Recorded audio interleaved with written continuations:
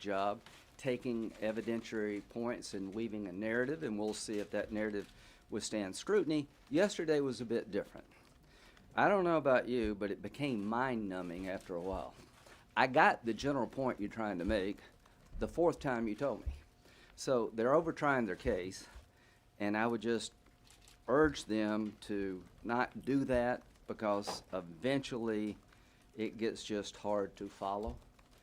But yesterday was substantively important, and in my view, Manager Garcia, who seems to be a very talented woman, I thought her rendition of "there's no there with Joe Biden" was misleading. Let me just tell you, she mentioned the 17 witnesses, and none of them thinks Hunter Biden did anything wrong. I bet you none of them have looked. And from a foreign policy point of view, as much as I like Joe Biden, and I do respect him, and I do admire him, and I've traveled the world with him, I think it's bad foreign policy if you're going to be in charge of dealing with corruption in the Ukraine, that your son hook up with the most corrupt company in the Ukraine and turn the Ukraine into ATM machine. You worry about the Russians compromising us because of Burisma. When you put your family member in that situation, it's not good, folks. That's not bad. That's not good foreign policy. And Vice President said he didn't know anything about it. That questions whether or not how hard he was looking. Now, John Kerry's stepson was receiving money from companies in the Ukraine. I guarantee you none of these 17 foreign policy experts, I bet you they haven't spent 5 minutes looking at this, and if they have, I want the report. She told us in no uncertain terms, this has been debunked. It's baseless, it's phony. Well, I can tell you, and you can go read it for yourself, what the Trump family did in Russia and everything about Trump's campaign from the Mueller report. What they're trying to do is convince the public and people like us, just forget about this. I think this is a legitimate inquiry. I think it is bad foreign policy to allow what happened to happen, and they may be no criminal liability. It may be just conflicts of interest that are inappropriate. I don't know. I want somebody to look. I made sure that Mueller could look at the Trumps. My Democratic friends seem to have no interest in looking at something that screams to reek. Now, if you don't know one of your family members is getting $87,000 a month from the most corrupt gas company in the Ukraine, and it's your job to deal with corruption in the Ukraine, you're not looking very hard. Somebody needs to look, not to help Trump, but to help us all, because that is not good foreign policy. It is not good government. And I don't accept the idea this has been looked at and there's no there. Somebody needs to look at it, and I would prefer it to be outside of politics, but somebody will eventually look at it.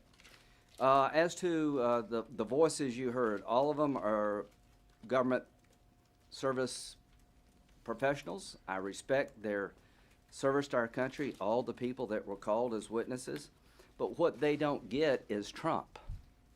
See, all of us know the guy.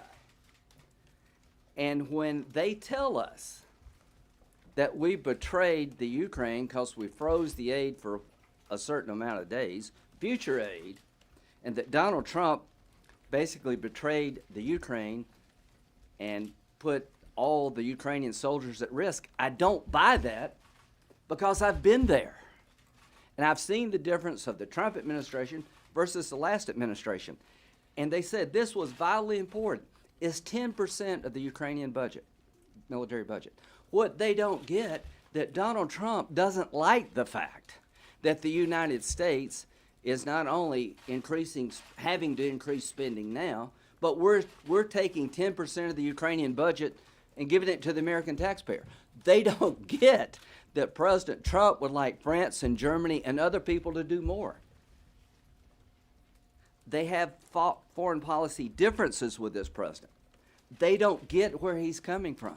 And I find myself on the other side siding with them a lot against the president, but I do respect the fact that he believes that somebody should not accept as a status quo that we're going to give the Ukrainian military 10% of their budget in perpetuity. If you don't understand that, you don't understand Trump's motives. Now, as to portraying the Ukraine, I've got a different view of that. Hopefully other people will talk about it. So the bottom line here is that when it came to President Trump's insistence that somebody look at what happened with the Bidens in the Ukraine, I think he's right. I think somebody should, not a partisan politician, because if you spend any time looking at the public record, this is not right. And I say this about a good friend. If you change the name to Pence or Trump or Barrasso or Graham, there'd be a completely different attitude by my friends on the other side. I can only imagine if a Republican vice president given the charge to clean up the Ukraine, this happened. There would be investigation upon investigation, and they would deserve the scrutiny. So what's going to happen here is that we're going to sit among ourselves when this is over and ask the question and give our own view. Did President Trump corruptly ask for the Bidens to be looked at? I'm going to look at them. Are you going to impeach me? Because somebody should. Now, I prefer it not to be me. I'd prefer it to be somebody like Mueller that we could all trust, because it's important to never let this happen again. This is not good foreign policy. This is not good government. So look forward to hearing what they have to say today, and I'll end on this. Schiff has done a good job, I think. I've said that. But his closing summary was different. He told me that I have to get rid of this president now because I can't trust him to do what's best for the country, because he'll only do what's best for Donald Trump. That decision needs to be made by the voters, and here's how I'm going to make that decision. I trust Donald Trump to do what's best for the country. We'll have a chance to talk about what he's done for you and your family, and the idea that a politician says he can't serve anymore because he's been so self-centered. I find that to ring hollow. And as to Mr. Schiff's discussion about why we need to remove the president, I think you saw in there some animosity toward this president that needs to be resolved at the ballot box, not in the court of impeachment. Well, before getting to the issue of the trial, which we're engaged in the Senate right now, let me just, as a doctor, take a couple of seconds to talk about the Wuhan virus and the concerns that have spread around the country, as there have been 2 documented cases now in the United States. We've just had a bipartisan briefing from the National Institute of Health and from experts in this policy area. What we know is that they've shut down the airport and restricted the area where the virus was first identified. And as a doctor, what you want to do is identify, diagnose, contain, and prevent additional spread. You want to do that by limiting the number of people that are coming to the United States who may be at risk of bringing that disease. And in a number of airports, they're doing checks on that because one of the first symptoms is fever. What we know of the people that are here already that have been diagnosed is that they have been to that region, and it sounds like the incubation time could be up to 14 days. So in terms of what we would do, since they're the symptoms of the flu, and there's a lot of flu going around, this is a virus that is a respiratory transmitted virus. Coughing, sneezing are ways that it's transmitted. Certainly, you want to cover yourself if you're doing any of those things. If you have a Additionally, wash your hands. If you're sick, stay home. If your kids are sick, don't send them to school, because we certainly don't want transmission from person to person to person. This is an evolving disease and virus similar to the SARS virus that we've had previously, and I just ask people to take the appropriate precautions. Now, with regard to the impeachment and Adam Schiff's closing argument last night about President Trump not doing what's best for the American people, only doing what's best for him. Since he's come to office, we have 7 million new jobs in America. Yesterday, the new numbers came out on consumer confidence, the highest they've been in this country in 20 years. The amount of wages have gone up people better jobs, better opportunities, the country is much better. And I would say let the voters decide. What we've heard from Adam Schiff is he doesn't trust the voters. He didn't trust them in 2016 and doesn't trust them in 2020, which is why he doesn't want to just eliminate and remove President Trump from office. He also wants to remove him from the ballot in 2020. And you're going to ask 4 Democrat senators who are still running for president to vote on that. To me, that is a conflict of interest on their parts. With regard to the trial, and Lindsey talked about what we have heard so far, Lindsey was one of the managers back in the Clinton impeachment trial. They were given 24 hours. They used fewer hours than the Democrats have used up till today. And now they're going to go with another full day of arguments about this. It seems to me their case is weaker today than it was yesterday. They're so little brought out that kind of every hour and a half bring out the same thing. They've rushed it through the House, and now they say we want witnesses because we didn't have time in the House. We're going to, after the president's defense gets to present their case tomorrow and then Monday and Tuesday, we're going to have 16 hours for questioning. And then we're going to have a vote in the Senate. Do we need more information, or have we heard enough so we can go to final judgment? We have heard plenty. The managers for the Democrats have said there's overwhelming evidence. There's a mountain of evidence. They said it's rock solid evidence. They shouldn't need any more information to make a final decision. Now we're happy to take your questions. Senator Graham? Senator Graham. Senator Graham, sir. You'll be next. Sir, regarding the foreign policy interest you spoke of earlier, what legitimate foreign policy interest could be served by having the president of Ukraine go on CNN and announce an investigation into one of the president's political rivals without any follow-up requirement that he conduct that investigation? So what's the legitimate Here's interest what of I the think. announcement, sir? Here's what I don't buy. That if you're running if you're former vice president and you were in charge of the Ukraine, nobody can ask you about what you did because you're running for president in 2020. What Trump is frustrated with, including me, is that nobody in your business has spent 15 minutes telling us about what Hunter Biden did and is it good foreign policy. He's frustrated because he believes there's a double standard. So here's what I think is good foreign policy. For him today to keep insisting that we know what the vice president and his son did in the Ukraine, did he do it? Did Hunter Biden do it in such a way so that he's compromised? So I just don't buy the idea that it's wrong for the president to insist that the Ukrainians cooperate with us on an investigation. And I would say this, 3 Democratic senators, Leahy, Menendez, and Durbin, wrote a letter to the Ukrainian prosecutor general saying that if you don't cooperate with the Mueller investigation, if you do not assist Mueller to find out what Trump may have done regarding the 2016 election, then we may with... Respectfully, Senator, Yeah. I just want to confirm what you're saying. You're saying that it is okay for the president to ask that the president of a foreign country make an announcement about investigating an American who might be running against him because he thinks the media is unfair. So I think the president believes that there's a double standard. I think the president believes that he went through holy hell, and I believe the same thing. To balance it out? Yeah. No, what he wants to do is get to the truth. See, can you imagine if a Republican had done this? You need to ask yourselves this question. As an institution, as the media, as an institution, would you not have people on the ground wanting to know what Mike Pence's son did when he contacted the State Department the day they raided the Burisma's president's home? The president is frustrated, and I am frustrated that we live in a country where only one side gets looked at. And I am telling you now that I am going to look at this if nobody else does. And that doesn't make me a Russian agent. Senator Graham. Senator?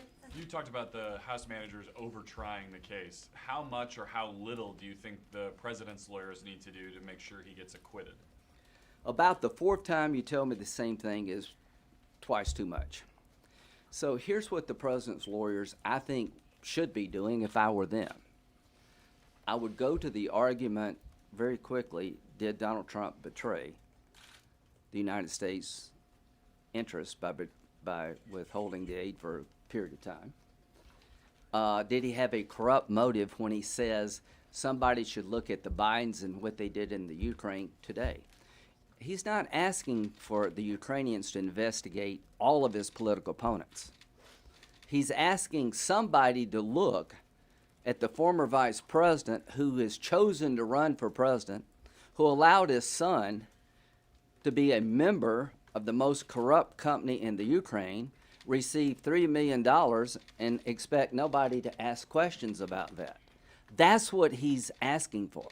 I think that's bad foreign policy. I think if a Republican had done this, there would be no debate anywhere in the country that somebody should look at how did this happen, and if you didn't know your son was doing this, how seriously were you looking at corruption? So, Senator, wait, hang on. It sounds like you're suggesting that the White House attorneys should make the Bidens' I think they history in Ukraine part of their defense of the president? Here's what I think. I think they should tear apart the narrative presented by the House managers. This has been debunked. I think they should make a compelling case based on the public record. There is something based on good government and good foreign policy to look at here, and urge us when this is over to look at it. Senator, just moments ago, Me? yes, Yeah, Senator okay. Graham, just moments ago, Senator Kirsten Gillibrand said, you don't get to bury your head in the sand and then complain it's dark. She is calling you all hypocritical for complaining about the repetitive, you said mind-numbing, nature of the Democrats' testimony so far, and yet at the same time voting against additional witnesses and documents. Your response, how's it not? Very hypocritical? quickly, like her a lot, I think they did a good job laying out their case. I just thought yesterday was like too much. I've seen the same video 7 times. Here's what I would say to her. You know what's mind-numbing? The manager said there's not one piece of evidence to suggest that Hunter Biden did anything wrong in this record. And they never will be if you don't call any witnesses. They tried to call Hunter Biden and people associated with Burisma in the House, and they were shut out. I was pretty offended by the idea that there's a record here and there's not one scintilla of evidence that Hunter Biden did wrong when you stop the House from calling Hunter Biden. So that's having your head in the sand. But here's the thing. I don't want to call Hunter Biden. I don't want to call Joe Biden. I want somebody to look at that when this is done. I think I've got enough from the public record to believe that their assertion, there's no there falls short. I think I know enough about the Ukraine to believe that we didn't betray the country. I think I know enough about the president's worldview. He's still pissed that we give them 10% of their military budget. And this isn't only about the presidential race. This is about the United States Senate. If you take a listen to Chuck Schumer's statements, of putting the trial, putting it on the members of the United States Senate, this is about Susan Collins. This is about Tom Tillis. This is about Martha McSally. This is about Cory Gardner. Chuck Schumer has said as much. This is only part of it is about removing President Trump and taking his name off of the ballot. It is also about Chuck Schumer trying to make himself a majority leader of the United States Senate, and there's no way to deny it because he himself has confirmed it. Senator, the case that Democrats are trying to make is that there should be more witnesses and documents because new evidence has come out. Today there was a recording allegedly showing that President Trump was in favor of taking out the U.S. ambassador in the Ukraine, Ms. Yovanovitch. So can you respond to the idea that in a trial there has to be evidence and witnesses and documents as they come to look and to have a fair trial? There will be new evidence every day. There will be something new that comes out every day. And the House has said, we're going to continue to investigate these things. House members have said, we may bring additional articles of impeachment. There's nothing to stop the House from continuing along that line. But when the House managers say the evidence is overwhelming, it's a rock-solid case, and a mountain of evidence, when they say all of those 3 things, I don't believe that there are any Democrats who need additional information to make a decision on how they're going to vote. And I can't imagine there are many Republicans in the same situation You're either. saying that the president is innocent, so Well, if he is so- innocent, why not bring those documents and witnesses? Number one, the president can fire any ambassador they want. I'll give you a lot of examples of where ambassadors have been removed because they lost the confidence of the president. But here's what I'd say about witnesses. I can't answer the phone anymore about why don't you call Hunter Biden. They refused to call him in the House. Back to your question, I don't think it is wrong for us to look at the Biden connection in the Ukraine. The $3 million taken and given to the vice president's son by the most corrupt company in the Ukraine. So the bottom line here is, if there are new witnesses to be called, you would have to start with the ones that were refused to be called to start with.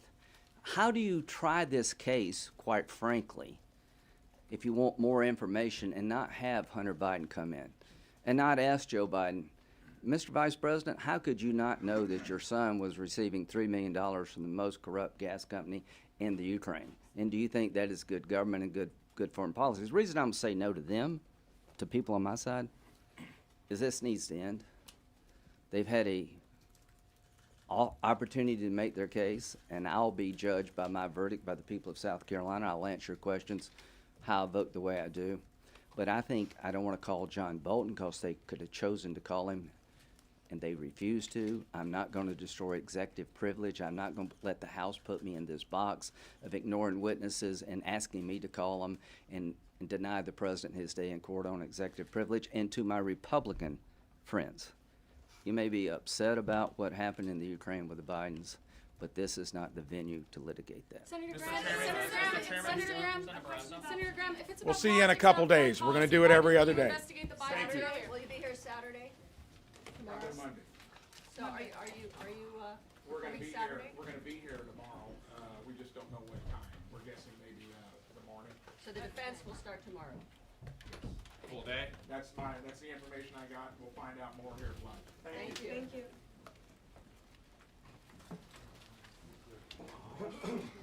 I'm so sorry.